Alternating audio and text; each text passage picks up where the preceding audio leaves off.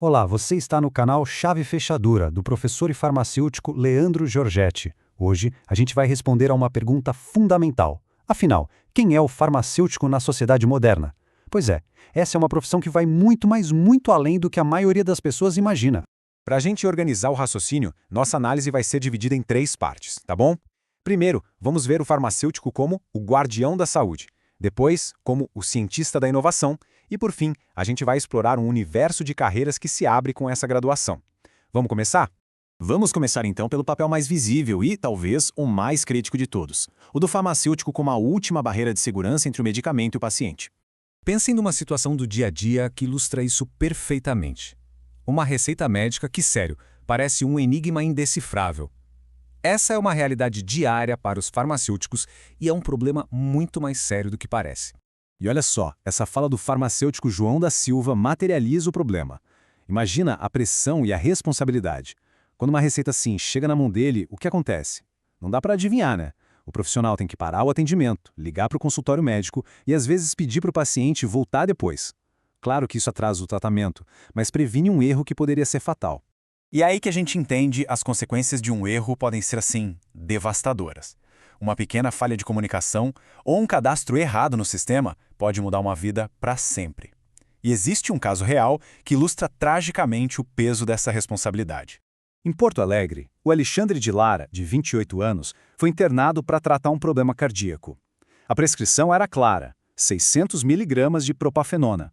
Só que, por um erro de cadastro no sistema da farmácia do hospital, ele recebeu 6.000 miligramas. Gente, isso são 20 comprimidos, em vez de 2, uma dose 10 vezes maior. O resultado foi uma parada cardiorrespiratória que o deixou em estado vegetativo permanente. Esse caso horrível mostra exatamente por que o farmacêutico é muito mais do que um vendedor. A lei garante que ele tem o dever de avaliar se a receita está legível, de contratar o médico se tiver qualquer dúvida e até mesmo de se recusar a dispensar o medicamento se perceber algum risco. Se um erro acontecer, a responsabilidade civil e criminal também pode ser dele. O ponto crucial é esse. Ele é o guardião final da segurança do paciente.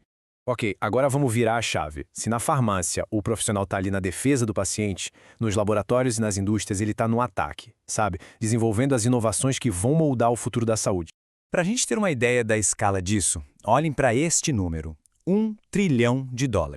É isso mesmo. Esse é o valor de mercado que a farmacêutica Eli Lilly alcançou, impulsionada principalmente por uma nova classe de medicamentos para perda de peso. É um valor que compete com gigantes da tecnologia. E que medicamentos são esses? São os famosos agonistas do GLP-1, como o Ozempic e o Mounjaro. Basicamente, eles funcionam imitando um hormônio do intestino que controla o apetite e aumenta a sensação de saciedade. Foram criados para tratar diabetes e obesidade, e os farmacêuticos estão no coração da pesquisa, do desenvolvimento e da produção dessas moléculas. E o potencial, olha, é gigantesco. A projeção é que o mercado de medicamentos para a obesidade chegue a US$ 150 bilhões até 2030. O que isso significa? Uma demanda enorme por profissionais qualificados, desde a pesquisa básica lá no começo até o controle de qualidade na indústria. Mas, claro, com tanta inovação vem também uma responsabilidade enorme. Como alerta a doutora Simone van de Sandely, não são ferramentas cosméticas. E aqui, o papel do farmacêutico volta lá para o balcão, orientando o paciente. Ele é a voz da ciência que explica que esses medicamentos potentes devem ser usados para tratar doenças e não por questões estéticas sem acompanhamento médico, evitando, assim, os riscos do uso indiscriminado. E tudo isso nos leva ao nosso terceiro ponto.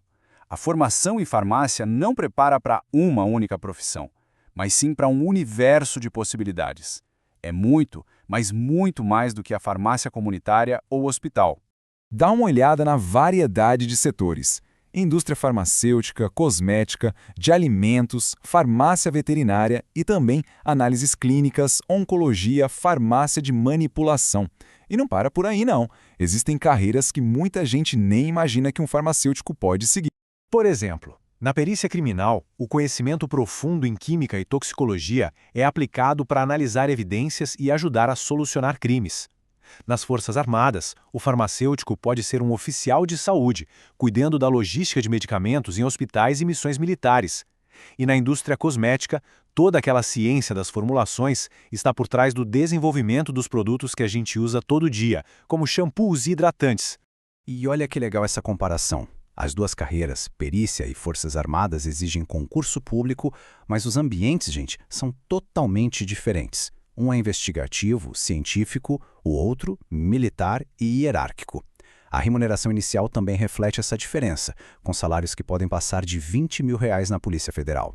São caminhos de muito prestígio e que exigem bastante dedicação. Então, quando a gente olha para a profissão hoje, vemos essas três grandes faces: o guardião da saúde, o cientista da inovação e o especialista super versátil. Cada caminho oferece um impacto único e mostra a profundidade e a importância dessa carreira na nossa sociedade.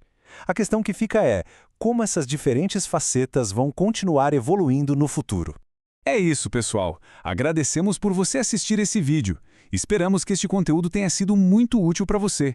Inscreva-se no canal Chave Fechadura e compartilhe com seus colegas e em suas redes sociais. Até a próxima!